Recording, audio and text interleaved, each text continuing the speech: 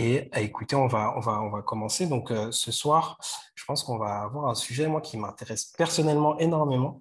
On a échangé hier, Maxime, au téléphone, et j'ai fait un post ce matin sur LinkedIn où je disais que il y avait Guillaume Houbèche qui a fait un post, je pense, la semaine dernière, qui demandait de citer les entreprises autofinancées qu'on préférait. Et j'ai pas Mm. été capable d'en trouver plus de deux, trois.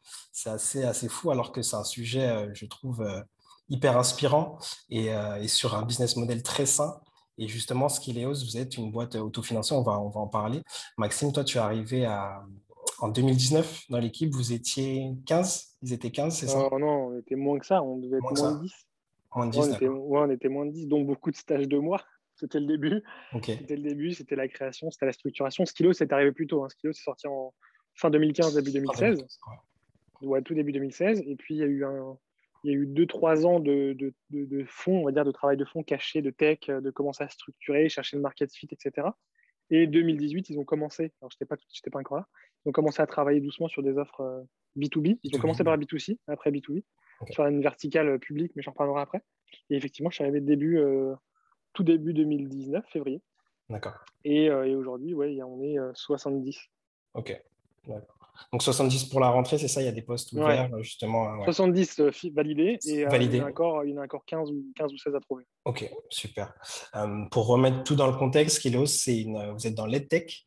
Ouais, Donc, vous avez une plateforme d'apprentissage d'e-learning et l'ambition, c'est un peu d'agréger tout ce qui est autour de la formation, donc que ce soit personnel, professionnel. Il y a aussi bien du développement personnel que des cours de cuisine, mm, de langue, etc. Et c'est né de l'idée justement voilà, il n'y avait pas de plateforme de la sorte et le CEO a créé cette plateforme un peu en bootstrapant. Donc, il a commencé d'abord par vendre un cours de photographie, il me semble. exactement. Je ne sais pas si tu veux revenir sur l'histoire, sur la genèse. Non, mais c'est exactement ça. C'était une plateforme de cours en ligne autour de la photographie. Donc, premier cours de photographie, finalement. Et c'est toujours, d'ailleurs, c'est toujours le même qui a été un petit peu, entre-temps, remanié et réactualisé. Hein. Mais c'est globalement toujours le même. Et la volonté, c'était effectivement de rendre accessible de la photographie, qui coûte assez cher. Pour se former, c'est très cher. Et finalement, donc Cyril, qui a fondé Skills, avait mis ce cours de photographie. Ça a bien marché et c'était dans une approche B2C à l'époque. Skills est né en B2C. L'ADN de Skills, ça reste du B2C. Même si aujourd'hui, ça représente 5% du chiffre d'affaires. C'est quand même né en B2C. Et effectivement, avec le temps, ensuite, il y a eu d'autres cours qui sont arrivés sur Skileos, donc qu'on a ajouté dans des thématiques différentes. Et après, on a commencé à travailler par la partie loisirs et la partie bien-être. Et aujourd'hui, en fait, Skileos, c'est une ressource, enfin, c'est un site web, on va dire, avec 1300 cours, plus de 1300 cours. On a dépassé la barre des 1300 cours. Tous les cours qui sont présents sur Skills, c'est des cours où on a dans 90-95% des cas l'exclusivité. Ok. Euh, et c'est des cours, en fait, on a une équipe dédiée en interne, ils sont 6 personnes, à chercher des meilleurs experts de chaque domaine. Donc on a fait un choix de la sélectivité où on va prendre une personne pour une thématique. Il y a plein d'autres typologies de startups comme ça, mais qui vont faire, par exemple, je vais agréger plein de trucs, 12 professeurs qui font des cours d'Excel, voilà, et après chacun doit trouver, doit un peu chercher. Nous, on a dit, OK, nous, on va faire le choix de la sélectivité et on va prendre les meilleurs experts de chaque domaine. Donc, un expert, ça va être quoi? Ou une experte, ça va être quoi pour nous? Ça va être quelqu'un qui a écrit des bouquins, qui anime des conférences, qui va être présent dans les meilleures écoles de France, qui va être pédagogue dans sa manière de faire. Donc, on va vraiment essayer de chercher les meilleurs sur Excel, sur Photoshop, sur InDesign, sur de la gastronomie, de l'onologie, de la pâtisserie, du développement personnel, du yoga, etc., etc. Donc on a vraiment cette sélection par la qualité qui est faite avant. Et on ne peut pas, si demain tu veux mettre un cours sur Skillos, tu ne peux pas. Il faut passer à un moment donné par nos équipes ou alors entrer en échange avec nos équipes pour dire, OK, qu'est-ce que tu as envie de faire? Quelle est la vision de ta présence sur Skillos? Qu'est-ce que tu fais aujourd'hui? Qu'est-ce que tu vas faire demain? Et comme ça, en fait, on commence à créer ce maillage autour des experts pour avoir un contenu de qualité. Et on l'a coupé effectivement en 5 catégories, loisirs, bien-être, pro, langue et jeunesse. D'accord. Et j'ai écouté un podcast justement de votre fondateur hier et j'aime bien cette idée de créer le Netflix de l'e-learning un peu, justement en ayant vraiment un catalogue exhaustif et divers, quoi. Donc c'est À notre hyper niveau, ambitieux. Ouais. à notre petit niveau, hein, le côté Netflix de l'e-learning, en fait, alors j'aime pas tellement cette phrase, mais c'est vrai que c'est la meilleure comparaison possible pour l'instant. Il y a beaucoup de startups qui vont dire on est le Spotify le Deezer, de machin. Le côté Netflix est surtout sur l'expérience. On tend à notre niveau, encore une fois, d'aller vers cette expérience, une expérience hyper simple, hyper facile. On a de la recommandation sur mesure, on reprend ses cours exactement où on les a laissés, et on est porté par un produit qui est de qualité. En tout cas, c'est ce qu'on essaie de faire. Et c'est vraiment dans ce côté-là qu'on essaie de le faire. Et à la différence d'un Netflix, on n'a pas de film, on n'a pas de série, mais on a des cours en ligne. Donc voilà, avec multithématiques, avec des exercices, des quiz à l'intérieur pour que ce soit un peu plus dynamique. Et alors, j'ai commencé par introduire en parlant d'une entreprise autofinancée. Donc, je parlais du cours de photographie qui je crois, a généré 70 000 euros, qui a été réinvesti. Tu connais pas C'est cette possible. histoire, C'est j'ai très adoré. possible. Et qui C'est a très été possible. réinvesti directement dans le produit. Et en fait, Ouais. ça a créé la culture d'entreprise que vous avez aujourd'hui. Vous êtes resté autofinancé depuis 2015. Et Ouais. qu'est-ce que tu peux nous en dire? Dans quel contexte, toi, tu arrives? Et comment tu as fait pour prolonger un peu cette vision en tant qu'head of sales? J'arrive du coup début 2019. Déjà, je rencontre Cyril pour l'histoire. En fait, j'étais dans une autre startup avant qui s'appelait Le Kiosque et qui s'appelle Caféine aujourd'hui, qui est dans la presse. Donc presse en ligne, magazine. Vous pouvez trouver tous les magazines de sport, de peu importe. Voilà, globalement, il y a tout, les quotidiens, etc. C'est assez bien fait. Pour le coup, on se considérait à l'époque comme le Spotify de la presse. Donc voilà, on est toujours dans cette thématique de prendre les plus grands exemples. Aujourd'hui, Caféine est très très grand. Ils ont réussi à bien grandir et on parle de Caféine pour la presse. On n'est plus le machin de machin. Donc ça, c'est hyper bien. Et, euh, et en fait, ce qui m'avait intéressé quand j'ai rencontré Cyril, c'était le double modèle B2C, B2B. Skillo, c'est à la base du B2C. Et le fait d'avoir un modèle qui soit à la fois B2C et B2B offre des choses hyper pertinentes en termes de business et une sorte de cercle vertueux qui est très, très puissant. Je t'en parlerai juste après, justement, comment on a exploité le business. Et donc, moi, j'arrive début 2019. On est moins de 10. Ouais, je ne sais plus exactement combien c'était, mais c'était voilà, des bureaux, d'autres bureaux. C'était une autre expérience. Et du coup, on se rencontre avec Cyril juste avant dans une conférence. Je faisais une conférence à Caen. Et effectivement, il me dit, je cherche quelqu'un pour m'aider à passer un petit peu Skilleos à l'échelle. Je dis, OK, non, parce qu'à l'époque, le kiosque marchait très, très bien. Okay. Et à un moment donné, je dis, OK, on va essayer, on va repartir d'un challenge, on va mettre les mains dedans, finalement. Et du coup, j'arrive donc début 2019, 10 personnes. L'équipe sales, il y avait une personne en CDI et un stagiaire. Et en arrivant, en fait, ils avaient déjà commencé à ouvrir la verticale bibliothèque, donc la verticale publique, qui générait, je ne sais plus combien, 200K, je crois. C'était déjà pas mal hein, pour ce qui c'était petit, donc c'était déjà pas mal. Et en arrivant, en fait, je suis venu, moi, avec mon CRM. Donc, comme je t'avais dit, je suis pro Salesforce, parce que je trouve que c'est extrêmement puissant et la méthodologie de Salesforce est très, très puissante. Donc, j'ai dit à Cyril, OK, je viens, mais je viens avec Salesforce. C'était ma seule condition globalement. Et il m'a dit OK. Et du coup, donc, en arrivant, on a installé Salesforce. On a repris tout l'historique déjà de Skillos. Donc, on a dû faire un gros travail de retour en arrière, des factures, des devis, des mails, de commencer à faire des bases de données Excel, commencer à structurer une base, une architecture. Donc, on a fait ça c'était long, pendant 2-3 mois. Et une fois qu'on a fait ça, on a commencé à injecter ça dans Salesforce. On a changé le modèle commercial. On a essayé de le standardiser beaucoup plus, donc avec un produit beaucoup plus facile, beaucoup plus simple en termes d'offres. Donc, on l'a simplifié. On a fait 600K l'année 1. Donc, on a fait une belle croissance. Et ensuite, on en a profité pour ouvrir un nouveau marché, donc le marché des comités d'entreprise et des RH. Et là, ça a connu un carton énorme chez nous. Et du coup, c'est grâce à cette transition-là et cette ouverture de marché qu'on a réussi à accélérer énormément en termes de Là, business. là, on est à quelle période, du coup, après ton On a, arrivée? en gros, on a commencé donc, je suis arrivé tout début 2019. On a commencé à travailler sur le market fit et la compréhension du marché CE à partir de avril-mai. Donc, on faisait un peu les deux en même temps, entre mise en place de Salesforce, réorganisation de la partie publique, ouverture du nouveau marché. Donc, quand je dis ouverture du marché, c'est parler avec des gens, faire des interviews. Bonjour, OK, on a une idée, on aimerait aller sur les comités d'entreprise. Est-ce que ça marche? Est-ce que ça vous intéresserait? On n'a pas d'offre, on n'a pas de prix. On a un produit, c'est déjà énorme. Et on aura dit, OK, qu'est-ce qui vous plairait, qu'est-ce qui ne vous plairait pas? Dans quelle mesure vous seriez intéressé par cette ressource? On était avant le confinement, donc on est encore en train d'évangéliser un marché. Ça, c'était un gros travail d'évangélisation. Peu connu. Aujourd'hui, sur le marché des CE, il y a un acteur qui est connu, mais qui n'est pas vraiment devenu une référence, mais qui reste connu sur le marché. Et on a dit, OK, on voit qu'ils font des choses.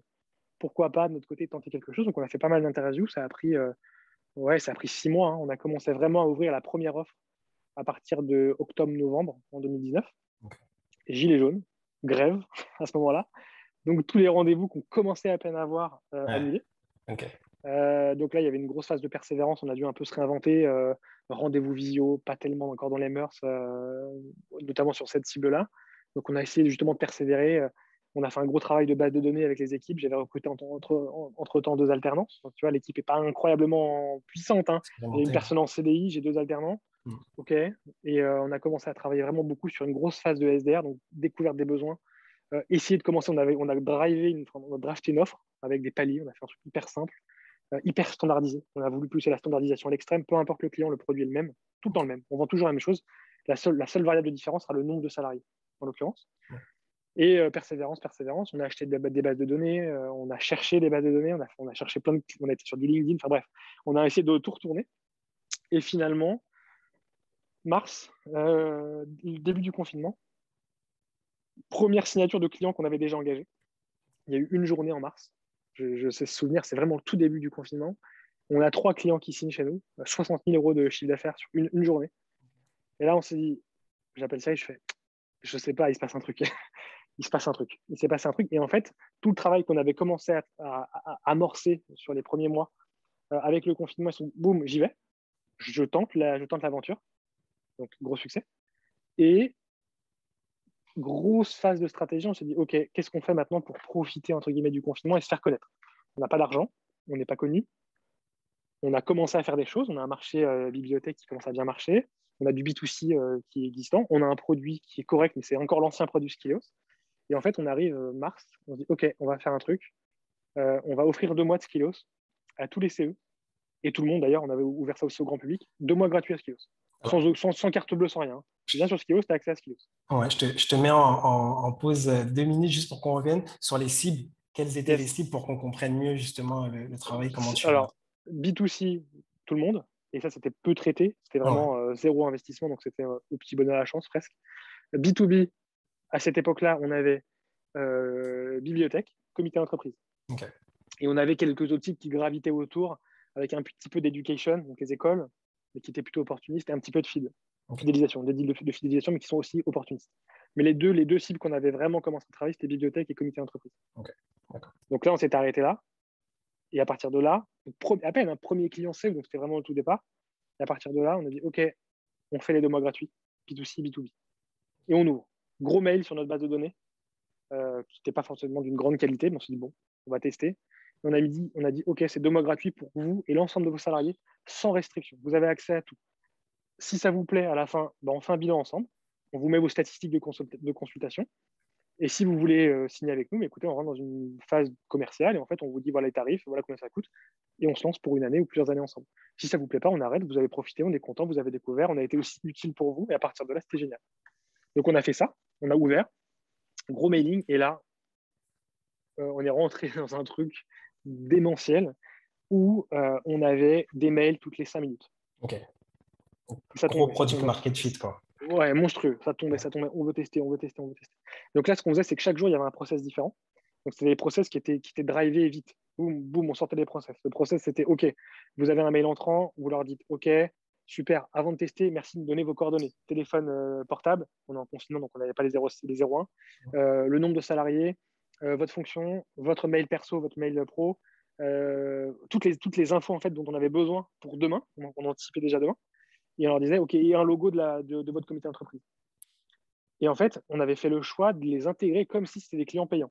Donc, landing page personnalisé, accompagnement personnalisé, communication personnalisée, automatisée.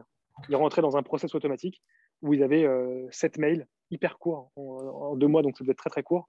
Lancement du projet Skios. J'espère que vous appréciez les premiers cours. Enfin bref, voilà, découvrez les nouveaux cours Skios. Et vraiment hyper condensé sur 2 mois. Donc, vraiment gros process de communication avec eux.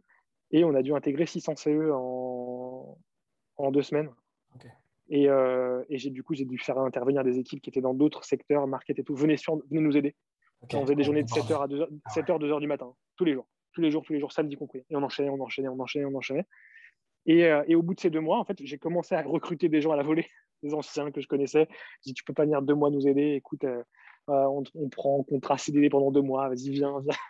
Et en fait, ils sont venus nous aider. J'ai mis des gens dans l'onboarding, des gens dans le suivi client, des gens qui étaient là aussi pour suivre les clients. OK, ça vous plaît pas. Et on commençait déjà à amorcer les mois qui allaient venir. Donc, mars, on lance ça. Avril, mai, on arrive à mai, fin des 2 mois de gratuité. Et là, on a commencé à rentrer dans des relations commerciales. Et là, ça a été un succès incroyable. Beaucoup, beaucoup, beaucoup de clients qui ont commencé à toucher Skillos ont dit, OK, je veux garder Skillos. Mm. Et ils ont commencé à rentrer dans un système de payant. Et en gros, les CE, si tu veux, ils s'engagent dans un système, c'est 1 an, 2 ans, 3 ans ou 4 ans. Et en fonction du temps d'engagement, tu as les tarifs dégressifs. 83% prennent une année d'engagement au début. Là, aujourd'hui, on renouvelle à 97% nos clients. Donc, c'est énorme en termes de volume et de valeur, d'ailleurs. Et aujourd'hui, on arrive dans un cheminement où les gens qui sont engagés une première année la première fois, maintenant s'engagent sur plusieurs années. Ils ont dit, waouh, vous nous avez convaincus pendant 1 an, maintenant on veut prendre 2, 3 et 4. Et ça, c'est hyper cool pour une startup qui est autofinancée d'avoir cette perception de dire, OK, j'ai du cash pour demain et après-demain, et encore après. On perd un tout petit peu en marge parce qu'il y a des tarifs dégressifs, c'est normal. Quand tu t'engages dans le temps, il faut forcément que tu aies une contrepartie. Donc, ça se joue sur la réduction. Mais c'est quelque chose qui est très standardisé. Voilà, c'est année 1, année 2, année 3, année 4. Et on a peu de marge de manœuvre parce que je veux que tous nos clients en fait, aient une cohérence entre eux. Je veux pas que, même si les CE ne se parlent pas entre eux, je veux qu'il y ait vraiment une cohérence globale entre les gens. Que ce soit sur un Disney ou un Société Générale ou un Orange ou la Tour Eiffel ou la République En Marche qui est client chez nous. Peu importe, je veux qu'il y ait une cohérence entre tout ça. Et tu as parlé justement de cette tempête un peu d'entrants. Comment tu Ouais. gères avec des équipes qui sont finalement juniors, quoi? Process. Alors, en fait, c'est de l'hyper cadrage. C'est-à-dire que les process sont cadrés. C'est le matin, j'arrive, je dis OK, il faut qu'on fasse un process pour cette journée parce que c'est encore différent de la veille. Étape 1, vous faites ça. Étape 2, vous faites ça. Étape 3, vous faites ça. Étape 4. C'est vraiment 1, 2, 3, 4, 5, 6. C'est noir sur blanc. Tu tournes pas du truc. Si tu tournes, je te ramène dedans, tu suis le process. Et en fait, chacun avait des process par rapport à leur poste. Donc, tu avais de l'onboarding, tu avais du suivi client, tu avais déjà des sales qui commençaient à préparer le closing des futurs clients. Donc, en fait, mes premiers alternants devenaient closers. Et c'est d'ailleurs mes closers en CDI aujourd'hui, qui sont les top closers de Skios et qui sont devenus closers. Et les gens que j'avais fait intervenir un peu plus tôt, mais ils étaient plutôt dans la phase d'onboarding du client. Et t'en as qui étaient dans la phase entre les deux, entre OK, ça se passe bien, écoutez, voilà le point sur vos statistiques, etc. Et on avait une plateforme de stats qui permettait aussi aux clients de suivre les non-clients, du coup, les peut-être futurs clients qui suivaient leur consommation de clients, enfin leur consommation de statistiques. D'accord. Et donc ça a été hyper intéressant. Donc là, vous avez la data, vous avez les premiers clients qui passent en payant. Donc, vous connaissez vos personas, vous savez justement leurs besoins, vous savez comment y répondre. Et c'est à Ouais. partir de là où vous passez à l'échelle ou pas encore? Oui et non. Oui et non, parce qu'on est dans une phase de Covid, donc une phase qui est imprévisible. On ne sait pas ce qui Ouais. se passe. Donc, tu ne sais pas si demain, tu dis, OK, là, on est dans la phase de confinement, donc c'est un truc du jamais vu. Et on se dit, OK, est-ce que septembre, les gens qui n'ont pas signé vont venir quand même chez nous? Et OK, je pars en vacances 1 semaine ou 2. Je dis, OK, bon, on verra là au retour. On a tout fait pour que ça se passe bien. Septembre, on rentre. Beau succès sur septembre. On se dit, OK, une bonne dynamique qui revient. Donc, on repart dans une phase de chasse. On sort du confinement. On repart dans une vraie phase de chasse où, outbound, on va appeler nos clients. Donc, SDR, on redescend nos listes. On redescend les clients qui sont venus en test mais qui n'ont pas signé en leur disant, OK, vous avez fonctionné, ça a cartonné, pourquoi vous ne venez pas? Je ne comprends pas, un peu naïvement, pourquoi vous ne venez pas? On savait très bien, c'est peut-être qu'il y a des budgets et tout, voilà, ce n'était pas prévu dans le budget à l'année. Donc, on a commencé à faire ça. Et octobre, novembre, décembre, c'était un carton absolu. On a explosé tous les chiffres. Et tous les efforts commerciaux qu'on avait lancés entre la gratuité de mois, la connaissance de l'offre, la connaissance des objections, le travail de relance a eu un succès fou sur octobre, novembre, décembre, janvier, février, mars, avril, mai, juin, juillet, jusqu'à aujourd'hui. Et aujourd'hui, on est plus dans une phase de business normale. Et en fait, la phase du confinement a évangélisé le marché. Donc, ça nous a beaucoup aidé. Donc, on l'a construit comme ça. D'accord. Donc, on a eu un peu de chance, en vrai. Il y a une part de chance. Il y a Il énormément de travail, mais il y a une part de chance. y a une part aussi, le produit, il parle tout seul, quoi, dans tous les cas. Si Ouais. ça plaît et que. On a eu des problématiques de produits, parce que je te parle du sales et des process, on a l'impression que tout est facile, mais non. Le produit, en fait, c'était un ancien produit sur une ancienne technologie qui, mi-mars, est passé sur un tout nouveau produit. D'accord. Donc, en fait, on a aussi vécu cette transition de produit. Et qui dit transition de produit, c'est une transition profonde. C'est-à-dire qu'on est passé globalement d'une version simple, standard de Skio, à une version beaucoup plus poussée et dans une nouvelle technologie. Donc, c'était c'est du code tout neuf from scratch. Donc, on a eu cette phase. Le site, c'était près à 90%. Et tu sais très bien que les 10 derniers pourcents sont les plus complexes. Et on a dû faire les 10 derniers pourcents en 2 semaines, globalement. Donc, on a fait ça. Ça a cassé, évidemment. Voilà. Et après, avec les communications qu'on a eues et les 2 mois gratuits, plus on a été relayé sur les médias avec TF1 et tout, les serveurs ont cramé. Donc, on a cramé tous les serveurs. Donc, Skillos n'était plus accessible pendant, je sais pas, une semaine. Enfin, voilà. Les clients, du coup, c'est eux qui commencent à tester. Ils cliquaient sur Skillos, il y avait écrit erreur 404 ou erreur 450 ou 500, je sais pas quoi. On se disait, putain, en fait, on est en train de faire tester un produit qui ne fonctionne pas. Ouais. Et là, il y a l'équipe tech et le support de Amazon Web Services qui nous a beaucoup, beaucoup aidé. On a fait venir aussi des intervenants extérieurs avec des freelances qui, en une semaine, nous ont vraiment refait toute l'architecture et ce qu'on appelle les systèmes de grappes. En fait, en fonction du gens qui arrivent, on ouvre des serveurs au fur et à mesure. On a commencé à réfléchir à ce passage à l'échelle. Et là, on a commencé à pouvoir absorber le volume. Voilà. Et pendant cette petite phase-là, on était sur le premier centile de consommation de Vimeo France en termes de vidéos, parce qu'elles sont hébergées là-bas. Et en gros, nos vidéos, si tu veux, on était sur vraiment les grosses consommations. On a eu un pic à ce moment-là, parce que la gratuité a fait qu'on a eu cette toute petite notoriété malgré tout. Je veux dire, on n'est toujours pas connu, on est vraiment dans cette phase de branding qu'on commence à peine à lancer. Mais on a eu cette phase où il y a une grosse consommation. Donc derrière, ça a redescendu un petit peu forcément. Mais on a eu ce pic qu'on a essayé justement avec de la gratuité. Il n'y avait pas de plan derrière. Je ne peux pas te dire que c'était acté comme ça. C'est juste on a ouvert et on s'est dit, si ça vous plaît, vous continuez. Et si ça ne vous plaît pas, on vous dit, en fait, le market fit, il ne marchait pas. On a eu la chance, ça a bien marché.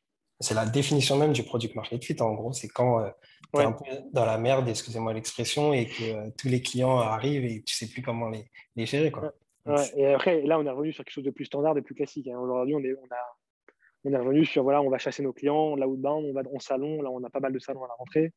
On commence à faire des stratégies d'acquisition B2B aussi. Donc, on commence à revenir sur un truc beaucoup plus normal, qui se rapproche des startups qui ont levé parce qu'on a de la trésorerie maintenant, on a des équipes qui sont plus grosses et on a des gens qui deviennent experts de leur domaine. Donc, en fait, on va vraiment apporter de l'expertise dans chaque typologie qui vont servir le B2B, la tech, le produit, le market, le contenu et tout. pour conclure cette phase, est-ce que tu peux nous donner des métriques? Parce tu as commencé avec 200K, tu as dit en 2015, hein, c'est ça? Je dis pas de bêtises. Ouais, écoute, Euh, on a fait 258% de croissance l'année dernière. ouais. C'est la donnée qui a été une très très grosse année. Cette année, on est sur une trend à 100% par rapport encore à Vous l'année communiquez dernière. sur le chiffre d'affaires, du coup? On communique pas forcément sur le chiffre d'affaires, mais globalement, d'ailleurs, je ne sais même pas si on communique pas sur le chiffre d'affaires, mais cette année, on sera entre 4 et 5 d'ARR, millions d'ARR. Et on est sur une trend qui va vite. Ok. Donc, si tout va bien, ouais, on va être pas mal. On va être pas mal. Mais Impressionnant. on a eu, ouais, encore une fois, on a eu de la chance. Il y a eu aussi beaucoup de travail d'anticipation qui avait été fait, à la fois par la technique, par la tech, le contenu, le produit. Et nous, on a été derrière là avec cet effet imprévisible qu'on a réussi à surfer dessus. Et puis après, notre activité était faite pour ça. Malheureusement, ce n'était pas le cas de tout le monde. Donc vraiment, on a fait de chance. Et encore une fois, il y a beaucoup, beaucoup de secteurs, malheureusement, qui ont été touchés de façon négative. La tech et les startups et tech au global ont connu un vrai essor et une vraie évangélisation là-dessus. Là, je vois les 360 Learning, voilà, et toutes ces startups qui ont, voilà, Open Classroom, ont connu des croissances de folie. De folie. Et en termes de visiteurs sur Skillos, on avait fait x18 aussi. Ok. Donc c'était fou. C'était fou. Faire x18 sur un site, c'est vraiment beaucoup. Et voilà. Attention au micro. N'hésitez pas à couper vos micros. Et n'hésitez pas à poser des questions dans le chat si vous avez des questions pour Maxime. Maxime, moi, j'ai une question en attendant. C'est comment justement tu fais pour positionner ton offre? Tu as parlé de standardiser l'offre. Ouais. Est-ce que tu peux nous en dire plus justement sur comment tu as mis en place tous ces process au niveau des offres? En fait, c'était plutôt des contraintes de technique à la base. Voilà, c'est l'envers du décor. À la base, en fait, Skillos, c'est un produit où on a 1300 cours. Potentiellement, d'un client à un autre, ils vont dire moi, je ne veux pas les cours de Krav Maga, mais je veux que des cours d'Excel. Ce qui est une possibilité. Le problème, c'est qu'à faire ça, on doit avoir des contraintes d'un point de vue technique, donc on doit associer des cours à certaines typologies de clients. Et quand tu pousses la problématique, tu vas avoir des problématiques de communication. Comment je communique en fait de façon standardisée à des gens qui ont juste Excel et des gens qui ont juste du Krav Maga? Mais tu peux pas en fait. Tu rentres dans des efforts manuels. Et à partir de là, tu peux pas passer à l'échelle. Et comme tu peux pas passer à l'échelle, eh ben, c'est compliqué.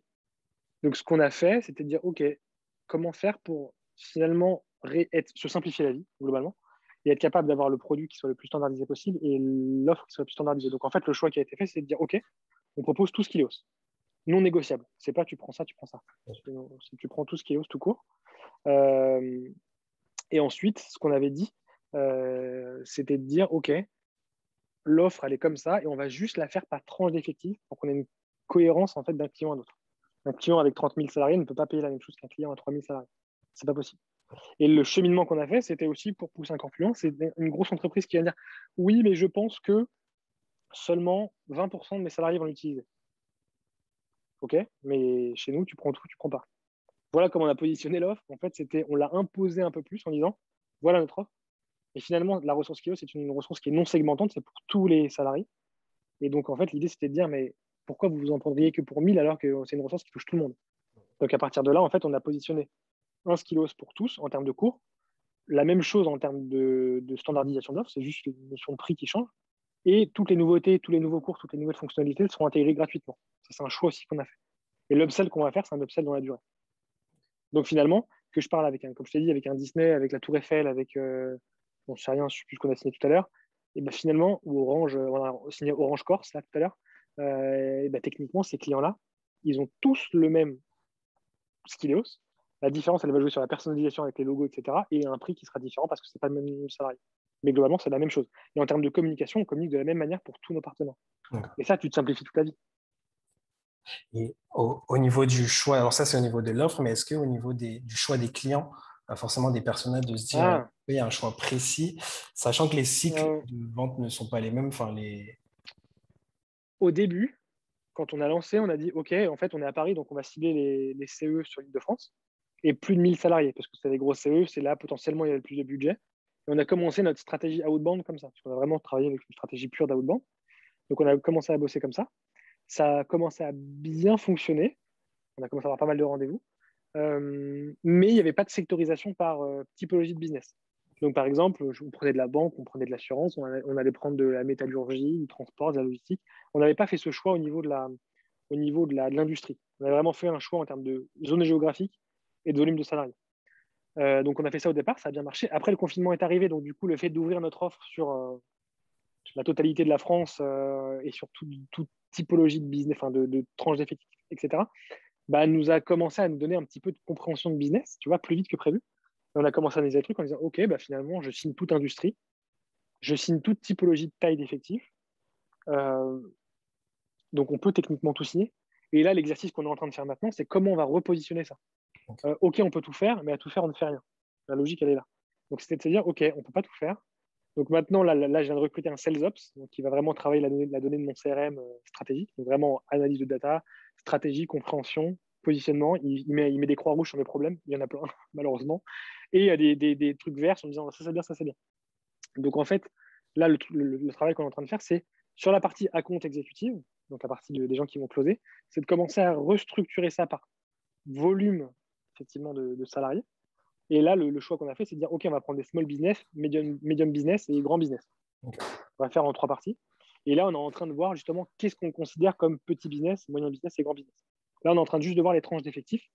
Et en fonction de ces tranches d'effectifs, je mettrai un nombre de sales associés. Parce que là, avec l'équipe sales, que 20 personnes, à peu près 20, un peu plus de 20 personnes en septembre, l'objectif, c'est vraiment, on n'est pas beaucoup, enfin, ça reste petit comme structure, c'est de dire, OK, où est-ce que je maximise mes forces pour maximiser le revenu maintenant, pour embaucher plus de monde et après réouvrir encore un peu plus. Okay. Donc en fait, on a eu, si tu veux, pour résumer, un choix stratégique au départ qui a été bouleversé avec le confinement, qu'on a ajusté et réfléchi d'un point de vue un peu plus stratégique avec ce qu'on a eu comme client. Et maintenant, en train de dire, OK, on a eu ça, et maintenant, on repositionne notre business comme ça.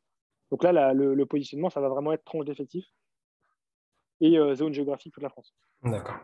Tu m'as donné la bonne transition. Il y a Jimmy dans le chat qui demande, peux-tu nous décrire une de tes journées en tant que Head of Sales? C'est compliqué. Hein. Est-ce que tu as des journées type Non, j'ai pas de journée type. J'ai juste des rituels types avec les équipes sales. Où on a des rituels avec les équipes CE, les équipes bibliothèques et d'autres typologies de verticales, mais je ne vais pas rentrer dedans parce que ce n'est pas très pertinent. Donc en fait, c'est des journées de compréhension de où est-ce qu'ils en sont en termes de forecast. Ça, la notion de forecast, c'est important. Après, on a des rituels en termes de CODIR, donc le comité de direction, où là, on va avoir les différents managers de chaque entité pour dire, OK, quels sont nos bloqueurs, quelles sont nos problématiques. Là, on est sur une grande phase de transition assez complexe, justement pour pousser tout le monde dans la performance. Donc, en fait, moi, je vais dire, OK, je n'ai pas été bon sur le mois avec les équipes, on n'a pas fait des bons résultats. Donc, la finance va me dire, attention. Donc, les recrutements vont me dire, attention. Donc, tu vois, on est vraiment dans cette logique-là. Donc là, on est vraiment sur ça, c'est vraiment des clés qui ne bougent pas dans la semaine. Après, ça va dépendre. Là, on est en train de refaire justement un gros travail avec le Sales Up, donc on est plutôt dans de la strat actuellement, en train de positionner qu'est-ce qu'on va faire comme tranche d'effectifs. Euh, il y a pas mal d'efforts sur Salesforce. Donc je vais aussi chercher de la donnée. Où est-ce qu'on est bon? Où est-ce qu'on n'est pas bon? Et après, je vais être beaucoup dans le challenge des équipes. En fait, quand je vais voir les équipes le lundi matin, je vais leur dire, OK, est-ce que le forecast est envisageable? Est-ce qu'on va le faire? Est-ce que le forecast, je l'ai jusqu'à la fin d'année et l'année prochaine? Donc, je sais globalement ce qu'on doit faire. L'année prochaine, encore moyen. Mais cette année, on sait exactement ce qu'on doit faire. Et on dit, OK, est-ce qu'on est capable de le faire? Si on n'est pas capable de le faire, quelles sont les solutions qu'on va pouvoir, les actions correctives pour réussir à atteindre l'objectif? Là, je te prends un exemple très concret sur juillet. Juillet, mois d'été, mois complexe. On a fait 90% de l'objectif. Non, 80%, 88 pardon, de l'objectif. Donc, on n'a pas fait l'objectif en new business. Et si tu veux, on a eu une action corrective dans le mois. On s'est dit, OK, qu'est-ce qu'on va faire? Et on a acté le fait de faire une offre d'été. On a fait une offre d'été où on offrait X mois gratuits pour toute signature avant X date. Et finalement, grâce à ça, on a réussi à avoir 64 new business d'un coup. Donc, en fait, tu vois, c'est pas mal d'actions correctives par rapport à l'objectif. Et après, ce que j'essaie de faire, mais c'est pas évident, c'est de penser à demain. OK, structuration d'équipe, recrutement. Il y a beaucoup, beaucoup de parties recrutement en ce moment. Je recrute pas mal de monde, donc en fait, je rentre dans tous les process de recrutement. Pas mal de problématiques de sales sur des deals un peu compliqués. Donc, on doit aussi rentrer dans un petit détail avec eux et penser à demain dans effectivement l'organisation stratégique de l'organisation. Là, je suis aussi pas mal sur de l'organisation des salons qui j'envoie. En fait, techniquement, je pourrais le donner à quelqu'un d'autre, mais pour l'instant, je n'ai personne, donc je dois le faire. Et voilà, c'est de faire le lien entre finance, market. Là, on lance le marketing B2B, donc il y a des actions avec le marketing. On a des actions avec les équipes formation sur la partie contenu, donc on a aussi des actions au quotidien avec eux. Donc on essaie de faire ça. Donc si tu veux, les journées, elles changent. Là, tu vois, demain, je vais être sur un gros travail de salon. Salon, qu'est-ce qu'on va faire? Quelle stratégie on va employer? J'ai beaucoup de travail de confluence. Je mets beaucoup d'informations écrites. J'essaie de plus en plus de tout noter. Voilà, quelle est l'attitude d'avoir un salon? Quels sont les do's et les do's et don'ts dans un salon? Qu'est-ce que vous devez faire? Comment vous vous organisez? Qui est en charge du salon? Comment vous allez, c'est très simple, hein, mais comment vous allez organiser votre transport? Qui gère la partie Airbnb, la partie train? C'est des trucs très cons, hein, mais tout ça, c'est des choses qu'on va noter dans Confluence pour que finalement tous ces sujets-là après soient pris par d'autres personnes et qu'on perde moins de temps. Là, on est encore dans une grosse phase de structuration au quotidien. Okay. Donc, c'est un peu compliqué. Ce qu'il faut juste retenir, c'est qu'il y a des rituels. Il y a le codir aussi qui est là toutes les semaines, qui nous permet de comprendre où est-ce qu'on est bien ou pas bien, et les actions correctives qui vont être mises par rapport aux objectifs et par rapport aux problématiques des équipes. D'accord. Tu as répondu du coup à la prochaine question qui était quels sont tes enjeux, mais c'est justement c'est optimiser un peu la performance et réussir à tout structurer à plus grande échelle, quoi. C'est l'organisation des équipes, l'organisation des process. Là, aujourd'hui, je suis dans une phase aussi de recruter des profils qui sont plus seniors, des team leads aussi, team lead sur la partie SDR, team lead sur la partie account exécutive, team lead sur la partie account manager, qui vont aussi nous aider à passer à l'échelle. Et en fait, l'objectif pour moi, c'est d'avoir ces relais demain pour que je leur fasse totalement confiance. Alors, je te dis, voilà, la méthode que tu vas mettre, par exemple, sur du SDR, tu vas mettre du spin selling, par exemple, je ne sais pas si ça vous parle, mais c'est des méthodologies de SDR. OK, bah, porte le projet, fais-moi ta proposition, c'est clean, ça me semble bien. On va voir Damien au niveau du Sales Ops, on modifie Salesforce, on ajuste le process, on valide, on y va. OK, et maintenant vous portez ça et vous suivez vos KPI de chiffres. Et tu vois, et que chacun, en fait, dans leur partie lead, puisse porter leur projet. Comme ça, je peux passer déjà à demain et ouvrir un autre marché. Là, on ouvre le marché corporate, RH notamment. Donc ça, c'est un des sujets sur lesquels je travaille. Okay. Et donc ça, c'est un sujet en fait où je dois me libérer un tout petit peu de la partie existante pour demain travailler sur cette partie-là parce que c'est une partie qui sera stratégique sur 2022. Okay. Et du coup, ouais, c'est le jeu entre le run le run et l'avenir. Et je pense qu'il y a des profils qui pourraient t'intéresser dans le chat. Donc, n'hésitez pas à poser des questions à Maxime. Et qu'est-ce que toi, t'attends d'un profil senior ou d'un profil que tu recrutes? Justement, ça peut être intéressant. C'est deux choses, parce que profil senior, ça va être différent d'un autre profil. Commençons par senior. Qu'est-ce que tu attendrais d'un profil senior là Alors, senior, déjà, ça veut dire quoi? C'est compliqué, mais en gros, pour moi, un profil senior, c'est quelqu'un qui a 4-5 ans d'expérience dans son domaine. Alors moi, je vois, il y a différents leviers, mais il y a des seniors qui vont être team lead. Donc, c'est des gens qui vont être dans la capacité de gérer eux-mêmes des équipes, d'être opérationnels, mais également de gérer des équipes. Donc, ils vont être un petit peu les garants de l'atteinte des objectifs dans leurs équipes. Tu vois, c'est vraiment, on additionne tout ça pour faire en sorte que la business unit, elle fonctionne. Donc, c'est vraiment des garants, c'est des gens qui ont déjà fait. Moi, j'aimerais vraiment avoir des gens qui ont déjà fait. Ne plus être simplement à former, mais que des gens nous disent, mais en fait, je te forme parce que tu connais pas tout ce qu'il y a, donc je te forme à tout ce que je peux te former. Mais d'ailleurs, ce soit toi qui nous fasse avancer en disant, mais en fait, je suis pas tout à fait d'accord avec vous. Génial. Qu'est-ce que tu proposes? Ça, c'est hyper intéressant et qui nous pousse un peu plus haut. Euh, Ensuite, l'objectif, ça va être aussi des gens qui soient hyper engagés dans le projet. Quand tu rejoins une startup, si tu travailles énormément, tu as pas mal de contraintes, donc il faut des gens engagés et qui soient aussi capables de passer les messages, les relais, qui portent les relais du CEO. Parce que moi, j'ai aussi porté le message du CEO, c'est hyper important, c'est sa vision qu'on partage. Si on ne la partage pas, c'est problématique. Donc, nous, on la partage, c'est important. Et après, il faut que chacun diffuse les messages auprès des équipes et que chacun soit engagé en termes d'objectifs, parce que l'objectif a un impact d'autant plus dans l'autofinancement, sur les recrutements, donc sur la finance. Donc ça veut dire que demain, si on ne fait pas l'objectif, je ne recrute pas le data scientist, je ne recrute pas le lead back-end, je ne recrute pas le gros hacker, je ne recrute pas le. Tu vois. Donc on a des enjeux qui vont un peu plus loin. Et donc voilà, c'est des gens engagés qui croient vraiment au projet, qui challengent un peu le projet, mais challenge de façon bienveillante, pas me dire non, mais je ne crois pas en vous, sinon c'est dommage. Mais voilà, quelqu'un juste qui nous aide à pousser le projet au-delà de ce qu'on imagine. Pour moi, Skillos, on est déjà au-delà de ce que j'imaginais il y a 2 ans. Voilà, pour te dire de façon très transparente. Moi, je me suis dit à l'époque, on sera 50 personnes, on va réussir à pousser le projet tranquillement. Mais en fait, non, ça va aller beaucoup plus vite que ce qu'on imagine. Alors, une question de Romain. Merci pour la présentation, félicitations. Sur quel budget le CSE finance votre plateforme?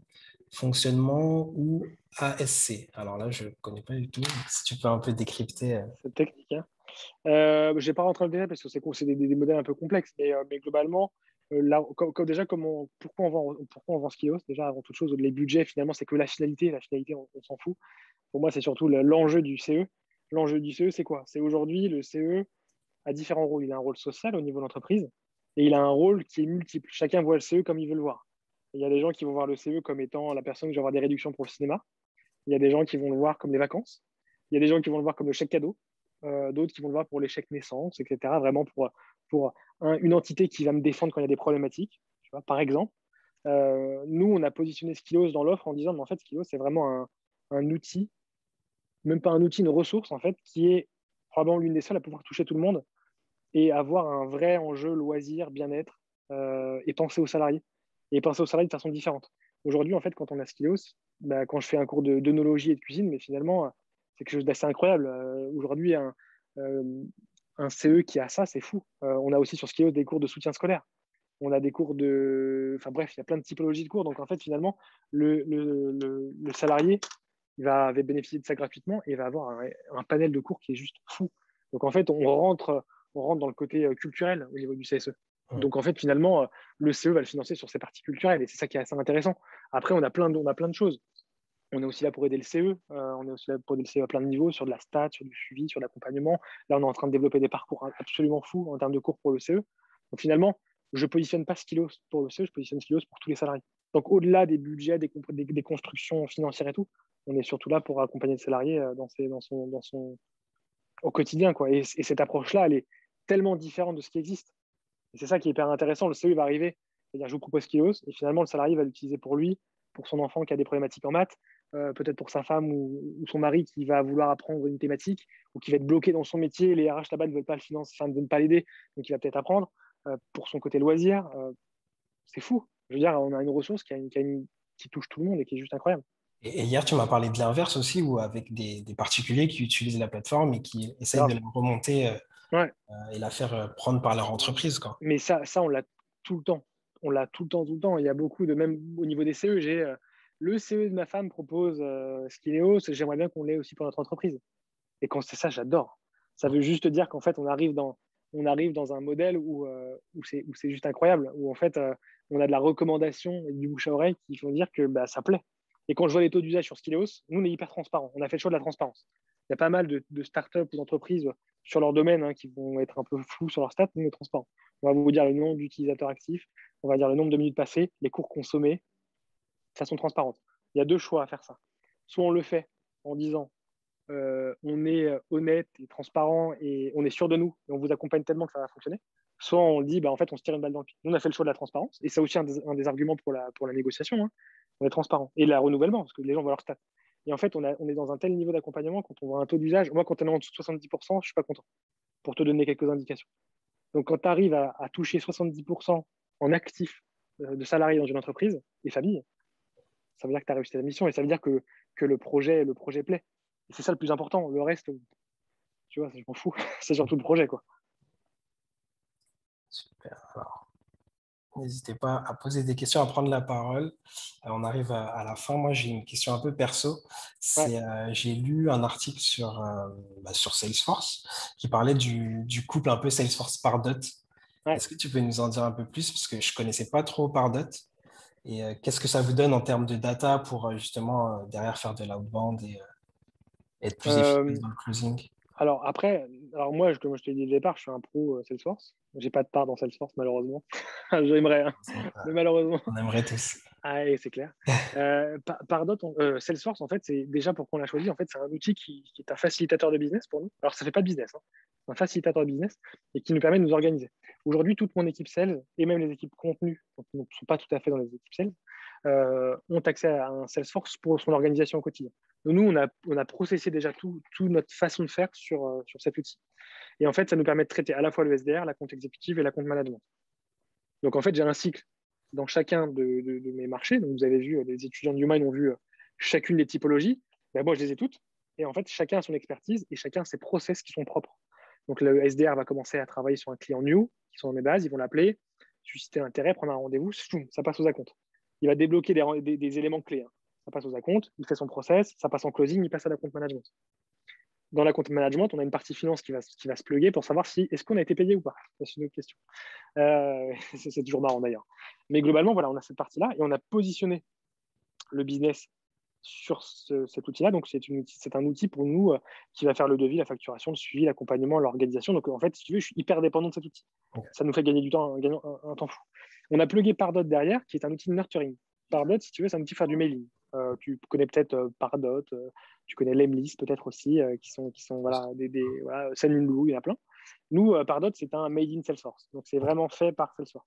Ça veut dire qu'en fait, on est capable de récupérer les champs de façon automatique de notre Salesforce. Okay. Et la puissance, c'est qu'on est capable de faire des listings. On peut couper des listes en disant, OK, je vais envoyer un mail à tous mes clients qui sont bloqués dans une étape de devis envoyé de plus de 30 jours. Je fais un exemple très simple. OK, je suis capable de récupérer toute la data que j'ai dans mon Salesforce et de dire, OK, bonjour, X. Voilà, on vous envoie un devis le X sur un montant de X. Il y a 3 propositions, XXX, tu vois. Enfin, je te pousse le truc un peu loin. Et après, en fait, on est capable de rentrer dans des scénarios d'automatisation avec mail 1, mail 2, mail 3 et de la tâche automatique. Donc, si la personne n'a pas lu le mail, il va avoir telle info. S'il n'a pas lu le mail, il va avoir telle info, etc., etc.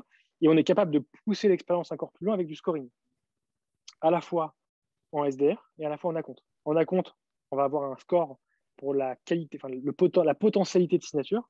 Et en SDR, on va avoir un score sur l'intérêt potentiel du client. Donc, c'est deux choses complètement différentes. Et Pardot nous permet de faire ça. Et finalement, les SDR ils vont utiliser Pardot pour dire je vous ai envoyé un mail, est-ce que vous l'avez vu? Première approche. Et en fait, on aura un scoring à l'intérieur qui va nous dire mais en fait, ouais, il y a eu l'interaction, donc ça veut dire que ce client-là, en termes de SDR, je le mets en haut parce que c'est là où il y a potentiellement un intérêt.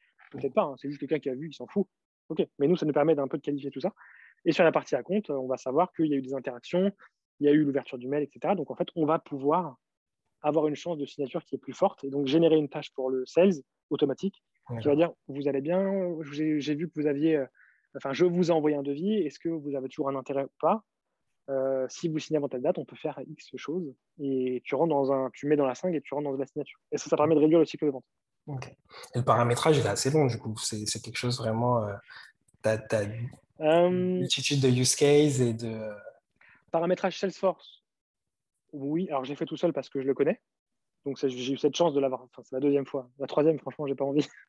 Mais j'ai eu la chance de le faire une première fois. Donc la deuxième fois a été assez simple et j'ai pas reproduit les mêmes erreurs que la première fois. Okay. J'ai évité plein de choses, mais j'en ai créé des nouvelles. C'est un truc un peu drôle.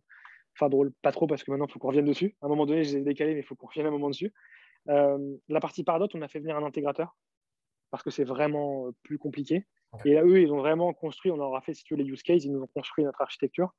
Et après, c'est les équipes marketing aujourd'hui qui vont vraiment gérer mon Pardot et qui vont gérer le lien avec les sales. Les sales vont faire des demandes, le market va le mettre en lumière et les deux vont fusionner et créer la magie ensemble. Bah, écoute, je te remercie. Il y a 2 questions de Pierre et Jimmy. Je les laisse prendre la parole. Ça va être plus sympa. Oui, Maxime, on voulait que tu nous en dises peut-être un peu plus sur les postes que vous ouvrez chez Skilleos. Ouais, ok. Alors, on a des postes dans tous les sens. On a des postes sur toutes les thématiques. On a des postes en ressources humaines, on a des postes en tech, on a des postes en produits, en market, en design. Donc, on a globalement des postes ouverts dans toutes ces thématiques-là. Sur la partie sales, si je rentre un peu plus en détail, on va recruter quoi aujourd'hui? On va recruter globalement sur tous les secteurs, principalement sur le marché des comités d'entreprise qui connaît une croissance assez forte. On est vraiment sur des gros trending en termes de croissance. L'année prochaine va être une très grosse année. Le premier million a mis un peu de temps, le deuxième allait arriver très vite, et les prochains arrivent aussi assez vite. Donc là, on est vraiment dans une trend qui va vite. On va recruter au niveau de la partie SDR un team lead SDR, donc qui va vraiment prendre en charge toute l'équipe SDR, donc 4 personnes en plus. Donc vraiment être dans la mise en place d'automatisation, de techniques, de méthodes. Je parlais de spin selling, mais il y a plein d'autres choses. Il y a du médic, c'est un peu particulier, c'est un peu pour des cycles un peu plus longs, mais il y a plein de méthodologies. Donc vraiment retravailler l'automatisation, retravailler les process, retravailler le playbook, rechallenger ce qu'on a fait. Vraiment un œil neuf, on va dire, OK, bah ça c'est bien, mais ça je pense qu'on peut faire mieux. Quelqu'un qui a déjà fait idéalement. Donc vraiment team lead, évidemment CDI, qui va porter cette partie SDR. J'ai recruté en account exécutive. Donc account exécutif, ça veut dire négociation closing. Quand je dis négociation closing, il faut savoir que les accounts exécutifs chez nous ont aussi une partie de chasse, 30% globalement. Il y a 2 matinées qu'on fixe en termes de SDR, parce que je veux qu'ils aient toujours cette dynamique et cette compréhension du marché en termes de chasse, et pour aussi alimenter leur pipe, parce qu'aujourd'hui, on fait tous les objectifs globalement, mais on les fait, mais on surperforme un poil. Donc en fait, il faut qu'on soit capable de faire plus de new business pour en fait atterrir de façon beaucoup plus sereine tous les mois. Ça, c'est vraiment l'objectif. Donc, account exécutive. Et je recrute également en account management. J'ouvre la partie account management sur la partie CE. Donc, en responsabilité, ça va être tous les renouvellements, globalement. Donc, tous les clients qui ont renouvelé. Et je veux un profil qui a cet esprit automatisation. Et j'aimerais vraiment que le profil, en fait, se challenge direct, ne disant pas juste j'appelle, je renouvelle, tout va bien. Je veux qu'on aille vraiment demain, plus loin, et qu'ils disent OK, je vais challenger des process automatiques. On a la chance d'avoir un sales up, donc dire OK, je voudrais qu'on déclenche du mailing automatique 6 mois avant. On a déjà plein de choses en place, mais les rechallenger, dire OK, automatiquement 3 mois avant, j'ai tel mail. Si j'ai pas de réponse, j'envoie un autre mail avec un Calendly. Enfin bref, vraiment essayer de pousser la compréhension et l'automatisation, parce que demain, l'année prochaine, ça va être entre 600 et 700 clients CE. Ça commence à faire du monde. Donc, on va potentiellement aussi prendre des nouvelles personnes en account management. Donc, on va créer une nouvelle équipe.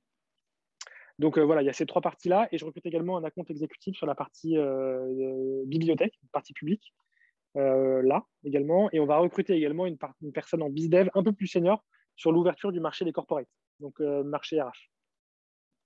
Donc, si je résume, il y a 2 SDR. Donc, il y a un team lead SDR et un SDR, un account exécutif, 2 accounts exécutifs, un CE, un bibliothèque, un account manager. Et je crois que j'en oublie, mais voilà. Globalement, vous avez un peu la compréhension et toutes nos offres sont sur Welcome. Super. OK. À mon tour, salut Maxime. Donc, la question qu'on pose à tous les webinars, quel est le salaire d'un Head of Sales chez Skilleos? Tu me mets en difficulté là. Alors, en fait, le salaire est assez simple. Alors, ce n'est pas forcément un salaire de Head of Sales, c'est un salaire. En fait, c'est un gros travail qu'on est en train de faire. Ce n'est pas que Head of Sales. Head of Sales, en vrai, on s'en fout et je pense que mon cas ne reflète pas du tout le marché. Ce qui se passe, en fait, ce qu'on essaie de faire, et c'est un gros travail, Alan est assez fort d'ailleurs là-dedans, on est en train de justement, comme on passe à l'échelle au niveau des équipes sales, on est en train de structurer une méthodologie de grille salariale. Ça veut dire qu'aujourd'hui, et de façon très transparente, un account exécutif qui arrive chez Skilleos est à 34 cas fixes, plus un variable qui est déplafonné. Un account exécutif assez junior d'ailleurs, donc ce qui est sur un standard de marché assez correct. Je ne sais pas si vous avez des référentiels, mais je trouve que c'est assez correct. Et là, ce qu'on est en train de faire, c'est qu'on est en train de mettre en place une grille salariale d'évolution chez nous. Parce qu'en fait, quand on arrive chez nous, l'idée, c'est aussi de progresser. Si tu restes un an et tu t'en vas, c'est chiant parce qu'on te forme et puis il n'y a pas cette continuité. Donc, ce qu'on est en train de faire, c'est qu'on est en train de mettre plusieurs choses en place. On a la partie junior, donc account exécutif junior. On a la partie account exécutif senior qu'on est en train de mettre en place. Et ce qu'on est en train de créer également, c'est une partie où, selon les verticales de business, donc je parlais de petit business, medium business et grand business, on va aussi avoir cette possibilité d'évolution intra machin. Et en gros, on va avoir en junior, tu arrives à X euros, tu arrives dans ton plan de progression au bout de 12 ou 18 mois, soit tu passes potentiellement team lead si on a de la place et si tu en as l'envie, soit tu passes d'un small business à medium business. et tu as un salaire qui prendra de la valeur. Soit tu passes de medium business à grand business et ton salaire prend de la valeur. Et en fait, on va faire ce jeu-là sur chacun des business. Et on va avancer comme ça. Et l'objectif, c'est qu'on sorte une grille salariale hyper transparente, dont la partie manager, head of sales et team lead de demain. Et on va essayer de créer ça. Donc pour l'instant, en fait, c'est pas hyper pertinent parce que franchement, moi, j'ai même pas bougé depuis mon arrivée pour te dire. C'est pas un sujet qui m'a forcément intéressé, mais c'était plus la construction qui m'a intéressé. Et aujourd'hui, on est en train de standardiser ça. Et dès qu'on l'aura, je vous l'enverrai. De toute façon, vu qu'on recrute des profils chez Human, vous aurez une grille hyper transparente. Vous verrez l'évolution entre l'arrivée chez Skilleos à votre périmètre, votre progression dans Skilleos et l'évolution salariale qui sera associée à votre progression. Et ça, c'est un vrai sujet qu'on est en train de mettre en place aujourd'hui et qu'on ne fait pas que sur le sales, qu'on va faire sur le sales, sur le market et sur toutes les équipes. Qu'on soit vraiment dans une vraie progression de salaire chez nous. Donc très bientôt, je pense qu'octobre, je vous donnerai une grille tarifaire hyper transparente de progression et de compréhension. Avec plaisir. Merci.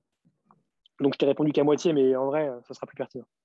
Il n'y a pas de souci. Ça va, Jimmy, t'es satisfait de la réponse? Bah, je m'attendais à plus de chiffres, mais bon, c'est fait. Bah, dis-toi que le référentiel qui est acté pour l'instant, c'est qu'un account exécutif junior qui intègre Skilleos, il commence à 34. D'accord. Déjà, tu as un référentiel de croissance et tu as un variable qui est déplafonné. Donc, en fait, tu as un pourcentage des ventes et plus tu vends, plus tu gagnes. Donc, je ne te mettrai pas de limite du tout. Et ce que je rajoute des boosters. Donc, si en termes d'équipe, si par exemple l'équipe CE SDR atteint son objectif, vous prendrez, l'équipe SDR prend un pourcentage du total qui était signé sur le quarter. Donc, en gros, si je dis 0,5% pour la partie SDR, 0,5% sur la partie account exécutif, 0,5% sur la partie account management, bah, vous prenez le 1 million, vous prenez 0,5, 0,5, 0,5 et vous le divisez par le nombre de sales en plus de vos primes personnelles. Ce qui fait qu'on a du fixe, voilà, on a du variable personnel et on a du variable d'équipe qui entraîne une dimension hyper satisfaisante. Et on est vraiment, vraiment dans une optique de dire, même en autofinancement, de dire plus tu réussis, plus tu seras récompensé. En tout cas, c'est le leitmotiv que j'ai toujours eu depuis le départ. C'est plus tu te donnes les moyens, plus tu es engagé, plus tu portes le projet, plus je ferai le maximum pour te récompenser. Et le fait de mettre une grille hyper transparente sera aussi dans cette optique-là de dire, mais en fait, tu as tellement bossé, tu as tellement été engagé qu'au lieu de te faire passer là tout de suite, je te fais passer déjà à l'échelle de moi. Et ça, c'est aussi une récompense de la part de Skilleos pour toutes les personnes qui vont rejoindre Skilleos. Je vois beaucoup de startups aujourd'hui qui recrutent de la compte exécutive à des salaires qui sont extrêmement faibles et qui jouent beaucoup sur du variable fort. Oui, mais quand tu es à Paris, déjà les loyers sont hors normes, il faut aussi une compréhension de marché et je préfère que les gens qui viennent soient à côté bien, sereins, déjà si tu te poses la question, ouais, comment je vais finir le mois, en fait, dans ton boulot, tu ne seras pas performant et tu ne prendras pas la dimension que tu dois avoir. Donc, en fait, on est vraiment dans cette optique de dire demain, OK, on va positionner quelque chose de fixe, de cohérent et de structurant pour que les gens se sentent bien à la fois dedans et dehors. Et c'est un peu notre mission auprès des CSE. Hein. On veut que les gens se sentent bien dans l'entreprise et en dehors de l'entreprise. Et c'est un peu l'ADN de Skilleos aujourd'hui. D'accord. Merci beaucoup. Là, tu as un discours un peu sales. Hein. Ouais, je sais. J'ai l'habitude, ça y est. OK, ça va. Bah, écoutez, on arrive à la fin. Est-ce que vous avez des dernières questions? C'était hyper passionnant. Merci, Maxime. Avec plaisir. Est-ce que c'était assez clair sur justement le passage on reste autofinancé, mais le switch of mind, tu vois, le passage qui a fait dire qu'on a réussi, on fonctionnait déjà avant, on était déjà rentable, mais le passage on arrive à fonctionner avec ce qu'on a, on passe à l'échelle, on arrive à faire plus. Et aujourd'hui, on est en train encore de passer à l'échelle en disant maintenant, on peut se permettre d'avoir les moyens de faire des choses. Et déjà, le passage à l'échelle de dire je recrute un CDI, c'était déjà beau. Maintenant, c'est je recrute du senior et je prends des outils d'extrême qualité. Lemlist est présent sur un de nos marchés. Pardot est très cher, Salesforce est très cher. On reprend des techs qui sont d'une très, très grande qualité. On prend des gens qui sont beaucoup plus seniors dans leur domaine. Et donc, on est vraiment dans cette logique d'investissement. Avant, on était dans une logique de frugalité. Je poussais la performance au maximum et je faisais au maximum tout. Maintenant, c'est je veux faire moins, j'investis dans des gens, j'investis dans des outils et on récompense les gens. On ne récompense pas les outils, mais on récompense les gens. La vision long terme dont on parlait hier, justement. Ouais, mais c'est ça, c'est que les gens restent. Aujourd'hui, on n'a pas de turnover et ça, c'est assez cool parce qu'en fait, les gens qu'on a engagés depuis le départ, les premiers alternants que j'avais sont passés en CDI, sont passés team lead des équipes, ils ont 25 ans, c'est génial. Et après, voilà, je veux aussi mettre des gens qui sont encore plus seniors qu'eux et qui les pousseront vers le haut. Il n'y a pas cet ego. Moins il y a d'ego aussi dans l'organisation, mieux c'est. Et c'est un truc sur lequel je milite sur l'ego et j'aimerais qu'il y en ait le moins possible.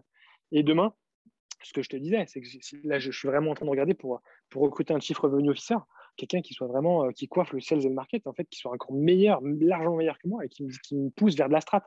Un truc où je serais un peu moins bon, que le mec me dise, mais en fait, positionne plutôt le service comme ça. Et en fait, le fait de dire, OK, tu as un œil neuf, tu as ton expertise, voilà ton idée globale, je dis, OK, voilà comment on va la réaliser, voilà les process, voilà Salesforce, voilà l'organisation de l'équipe, et derrière, on déroule. Et là, en fait, ce que je te disais, est-ce que faire X millions d'euros, ce qu'on fait aujourd'hui, c'est bien, mais faire X fois 2, c'est mieux.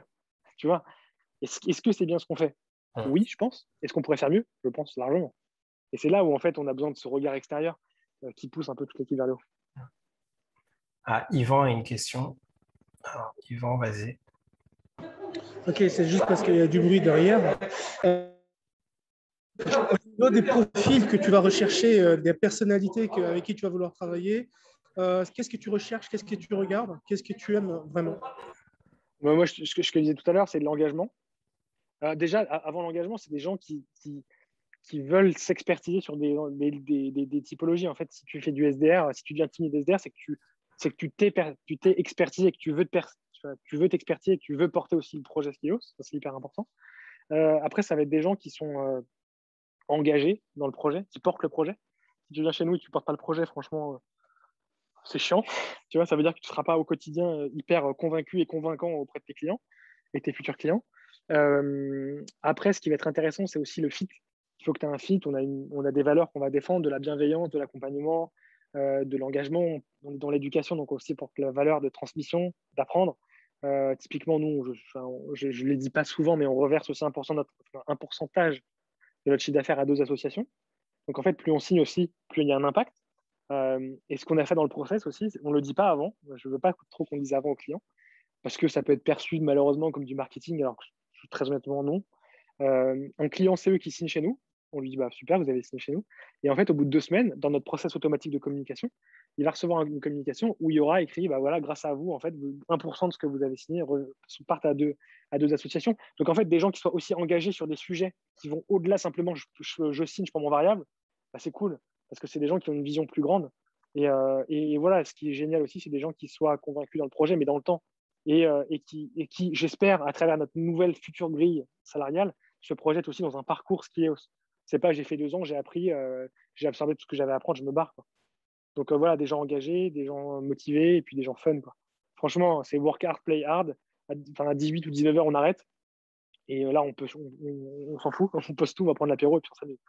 Mais voilà, juste pendant le focus du boulot, il faut qu'on soit focus. On peut se marrer avec grand plaisir. Tout le monde se marre, bonne ambiance. Par contre, quand on n'est pas aux objectifs et qu'on se dit, vas-y, tant pis, tu vois, non. Juste l'engagement au maximum, surtout dans l'autofinancement, on a besoin que les gens poussent vraiment Skillos vers le haut. Et encore une fois, c'est pas que pousser pour Skillos, c'est pousser aussi pour soi, pour sa récompense personnelle, son salaire, ses récompenses, son bonus, et puis son apprentissage. Là, on va faire des formations, on va ouvrir des formations à tous les salariés sur le sales. Bah, c'est des choses que je voulais vraiment faire et chacun sera poussé vers le haut. Donc en résumé, c'est engagement, motivation, dynamisme, persévérance. Ah, regardez, là, il y a un ancien de chez YouMind. Hello. Voilà, qui a rejoint. On a 2 personnes de chez YouMind qui sont chez Tu nous. peux témoigner du coup en direct. Tu veux témoigner en direct? Attends, il faut que j'enlève mes écouteurs. Attends, je t'enlève ça. Vas-y, Samy. Hello tout le monde. Salut Samy. Témoigner en direct, non, moi j'étais du coup chez YouMind dans la promo qui avait démarré en septembre. Donc j'ai fini fin décembre, début janvier, pendant les fêtes. Et je suis très heureux du coup d'avoir rejoint Skillos sur une partie un peu particulière. Donc on est dans ce qu'on appelle l'équipe formation. Et donc nous, notre mission au quotidien, c'est de développer le catalogue et sur un aspect qui mélange du sales, du marketing, presque même du CSM en fait, puisqu'on est plutôt sur la sélection et la qualité des experts. Après, voilà, je pourrais répondre à des questions si vous en avez, mais en tout cas, c'est une équipe aussi qui représente un peu le cœur de l'activité, hein, puisque derrière le produit, c'est les formations qui sont consommées. Et voilà, on avait aussi pas mal d'enjeux, une équipe aussi qui grandit, même si je crois qu'on n'a pas encore de poste, nous, pour le coup, en CDI. Mais voilà, je serai dispo si vous avez des questions, même pour plutôt l'aspect recrutement ou après YouMind. Voilà, YouMind, en tout cas, m'a donné pas mal de cartes et ça a été assez rapide derrière. Donc, bon courage à vous. Je ne sais pas où vous en êtes dans la promotion. Sur les 2 dernières semaines. Sur les 2 dernières? Ouais. Ok. Donc, ouais, c'est la partie... C'est la partie qui va être assez déterminante. Donc, vous devez être aussi assez fatigué, mais tenez le coup. Et en tout cas, c'est super enrichissant. Et après, c'est à vous de jouer. Voilà, utiliser toutes les cartes qu'on vous a données pour aller le plus loin possible. Merci beaucoup en tout cas. De rien. Bon courage. Bonne soirée. Ciao, ciao. Promis, je ne l'ai pas payé pour ça. Hein. Ah ouais, c'était préparé, on dirait. Même pas. Même pas. Non, mais même pas. Mais c'est vrai que je trouve que le parcours Humind est hyper intéressant. C'est ce que je disais à Marin déjà. Je trouve que, en fait, quand tu fais des écoles de commerce, comme j'avais fait, comme pas mal de gens ont fait, on n'est pas réellement formé au sales et au métier de sales en startup. Aujourd'hui, la startup, c'est plutôt. C'est pas hyper reconnu dans les startups, enfin dans les écoles de commerce. Moi, ça fait quelques années, hein, donc je ne sais pas si c'est le cas aujourd'hui, mais je sais que c'est plutôt grand groupe, aller vers des grands groupes, machin. Ok, mais finalement, quand tu rentres en startup, tu as un niveau d'organisation qui est différent, tu as des façons de faire qui sont différentes, un engagement qui est différent. Et du coup, Humind approche une vraie approche SDR, compte exécutif, CSM, de compréhension réelle produit tech qui est quand même super intéressante. Et du coup, je trouve ça hyper bien et c'est assez rassurant. Je trouve ça un gage de qualité et un label de qualité. Je l'ai jamais dit d'ailleurs à Marin, donc je ne sais pas s'il verra, mais en tout cas, je trouve que c'est un vrai gage de qualité et je sais que c'est une vraie réassurance pour moi quand je sais que ça a été fait par Human School. Je sais que les bases, elles sont très bonnes et qu'on peut vite avancer. J'ai une autre personne dans mon équipe cette fois, chez Umind, qui est arrivé en janvier, Pierre, et qui cartonne tous ses objectifs aujourd'hui, et qui avait, lors de nos simulations, dans le process de recrutement, il y a toujours des simulations, mais qui avait fait l'une des meilleures, en fait, qui avait bien compris les enjeux, et qui a fait vraiment les choses dans l'ordre, en fait. Et malheureusement, 95% des gens que j'ai en interview ne le font pas dans l'ordre. Et là, tu vois, j'ai trouvé que c'était hyper puissant. Ouais. Et quand j'ai vu Samy, parce que j'ai fait l'entretien de Samy, je trouvais qu'il était hyper carré, avec une énergie hyper positive et du coup, tu vois, ça a bien matché. Donc finalement, le côté Humind est aussi un vrai label de réassurance en tant que recruteur de demain. Et je trouve ça assez cool et la méthode est vraiment intéressante. Bah, écoute, c'est super tout ça. Je pense qu'on n'a pas payé non plus pour ça. On va prendre le petit bout à la fin, on va faire de l'ads avec. C'était super, c'était bien résumé. Et alors, je pense qu'il n'y a pas d'autres questions. Yvan, tu as levé la main. Je ne sais pas si c'est une question ou si c'est automatique. Oui, c'est automatique, c'est tout à l'heure, c'est vrai.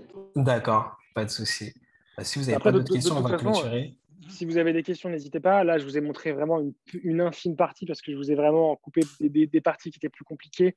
La partie de persévérance est quand même une clé monstrueuse en sales. Tout à l'heure, on parlait de roller coaster. Sachez que le sales, et encore plus le job de head of sales, parce qu'en fait, quand tu as toutes les business units et que tu vois qu'il y a une business unit qui performe, qui va moins, et inversement, et un jour ça change, et tu dis, mais putain, mais qu'est-ce qui se passe? Et c'est hyper frustrant, c'est hyper stressant. Mais après, en fait, l'objectif, c'est de réussir à choper le maximum de relais dans l'entreprise, de faire porter, de porter des gens et en fait qui partagent aussi des choses, de réussir à déléguer, ce qui est extrêmement compliqué. Et le plus possible, c'est de réussir à être organisé dès le départ. La notion de data est hyper importante. Quand j'ai posé Salesforce en février 2019, il n'a quasiment pas évolué. Presque pas évolué.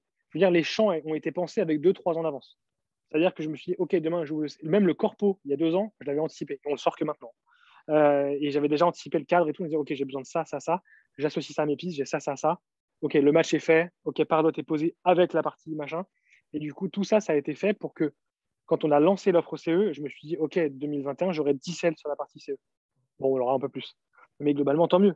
Mais ça a été pensé pour. Et aujourd'hui, notre Salesforce, avec la réorganisation qu'on est en train de faire, il peut absorber 50, 60, 70 sales sans trop de problème. Arrive demain, j'appelle Salesforce, je dis OK, filez-moi 3 licences, 4 licences, 5 licences, j'ouvre les accès, j'attribue les pistes, tu fais ton ramp-up, tu montes, tu passes et tu closes. Ça va vite. Aujourd'hui, on a réussi à faire ça et là, on a un nouvel enjeu, c'est on re-challenge tout notre existant. SDR, on recommence le playbook, SDR, on refait le playbook à compte exécutif. Et le truc qui a 2-3 ans, en fait, n'est plus, il se réajuste chaque semaine, mais on est en train de refaire une repasse totale par rapport aux méthodologies. Et pour ça, en fait, on appelle plein de startups. J'appelle plein de head of sales, de plein de startups. Voilà, j'en ai vu plein, j'en ai rencontré plein de Welcome to Jungle, etc., qui sont juste brillants. Les mecs sont brillants et les filles sont brillantes. Et vraiment, je m'inspire énormément de ces gens-là. Je dis, OK, je ne réinvente pas la roue. Ce que vous avez fait, j'y crois, donc je vais faire pareil. Et peut-être que des gens qui sont à des étapes en dessous, ben, je leur dis, voilà, j'ai donné un coup de main à 2-3 startups là. Je leur dis, ben, en fait, positionne juste comme ça. En fait, c'est devenu facile. Mais à l'époque, quand j'étais à leur place, c'était pas facile. Et là, j'arrive dans une difficulté. J'arrive quasiment à un plafond de verre qu'il faut vite qu'on dépasse. Ben, je vais voir les gens qui sont devant. Et je leur dis, les gars, vous pouvez m'aider, s'il vous plaît? Et comme ça, tu vois, chacun se porte un peu. Il n'y a pas de concurrence, en fait. On est juste là pour porter des méthodes et des projets un peu plus haut. Et ça, c'est trop cool. Je pense que je vais parler au nom de tout le monde, mais je pense que tu vas avoir pas mal d'intéressés pour rejoindre tes rangs. Donc, on s'occupera de la mise en relation, en tout cas. Avec plaisir. Mais voilà, si vous avez des questions, n'hésitez pas. Ajoutez-moi sur LinkedIn si vous avez des questions aussi. Pour les process, si vous voulez postuler, passez par Welcome, s'il vous plaît. Parce qu'on essaie de standardiser ça. Et le process, en fait, chez nous, est assez simple. Vous avez un call avec notre RH. On a une RH maintenant. Ça, c'était aussi une belle évolution. Il y en a 3 même, d'ailleurs. Il y en a 3 maintenant. Ça, c'est cool. Et du coup, en fait, ils vont faire un process de recrutement. C'est vraiment un échange par rapport au poste. Il y a des scorecards, en fait, de façon très transparente. On a des scorecards avec des attentes selon chaque poste. Donc, en fait, oui, non, oui, non, oui, non, globalement. Donc, c'est assez simple pour qu'on arrive à comparer les profils. Si ça passe, vous passez avec moi 15 minutes en call, juste en échange informel. Qu'est-ce que tu veux faire? Qu'est-ce que tu as fait? Qu'est-ce que tu as envie de faire? Hyper informel. On s'en fout de Skilos, on le met de côté. Ensuite, je réinjecte Skilos par rapport à ce que j'ai entendu. Et je dis, bah oui, tu pourrais être là ou pas. Et si ça match, on passe dans une visio entre vous et moi et quelqu'un d'autre de l'équipe.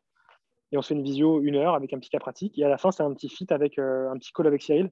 Parce que j'aime bien que Cyril revienne dans les calls pour voir les équipes. Vous pouvez le challenger, l'embêter. N'hésitez pas à l'embêter. Posez des questions complexes. Cyril qui est le CEO, on ne l'a pas précisé. C'est le CEO. C'est le CEO et fondateur. Et lui a sa vision et du coup, on transmet. Mais tu vois, c'est hyper intéressant de faire ça. Et puis voilà. Et le process, franchement, en 2 jours, il peut être bouclé. Hein. Là, ça paraît long, mais non. Ça va vite. Là, on a des profils de partout. Donc on va assez vite. Et là, il y a des périodes plus creuses. Donc, en fait, nos RH ont un peu plus de temps. Encore qu'ils partent en vacances, je crois, bientôt. Donc, vendredi, je crois. Donc, s'il y a des premiers calls à faire, c'est maintenant. Globalement, c'est entre maintenant et vendredi. Bah, le message est passé. N'hésitez pas à me contacter ou moi ou Marin. Et puis, on passera sur Welcome. Ouais, vous répondez sur Welcome et vous mettez via YouMind en bas. Comme ça, je le vois. Et comme ça, on rentre dans un process qui est ciblé. Encore une fois, c'est presque Salesforce. Hein. C'est ciblé, on avance. Et puis voilà. Bah, merci beaucoup, Maxime.